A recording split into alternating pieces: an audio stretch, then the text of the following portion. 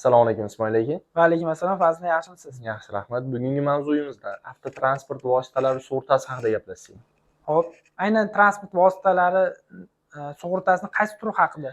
Xalq tilida mashhur bo'lgan 40 minglik sug'urta mavjud. Xo'p, Ushbu sug'urtani qilish maqsadlari, sabablari, sug'urta hujjatida ko'rsatilgan o'zi 40 milliongacha pulni olish mumkinmi? Shu haqida ma'lumot berib o'tsangiz. xo'p. 40 million so'm pulni olsa bo'ladimi degan savolingizga 40 million emas, 14 million so'mgacha transport vositasiga yetkazilgan zarar bo'yicha shu moddiy zarar qismini undirish imkoniyati mavjud. 40 million undirib bo'lmaydi. 40 million undirsa emas, o'sha sug'urta mukofoti deyiladi, beriladi qachonki 14 million so'm qismi moddiy zarar bo'yicha, qolgani inson hayotiga yetkazilgan zarar uchun ajratilgan qismi qolgani.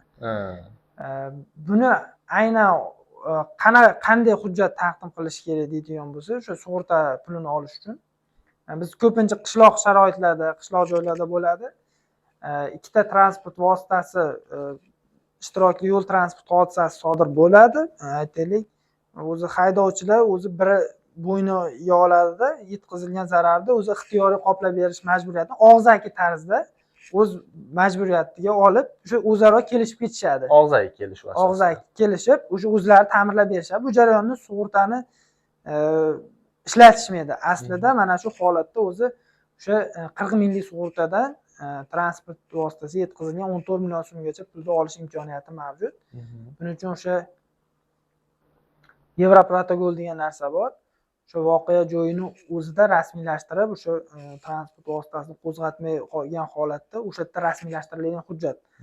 O'sha yo'l transport hodisasi natijasida aynan fuqarolar jabrlanmagan bo'lsa, ushbu Yevroprotokolda rasmiylashtirish yo'li orqali o'sha 14 million so'mgacha bo'lgan summani olish imkoniyati mavjud.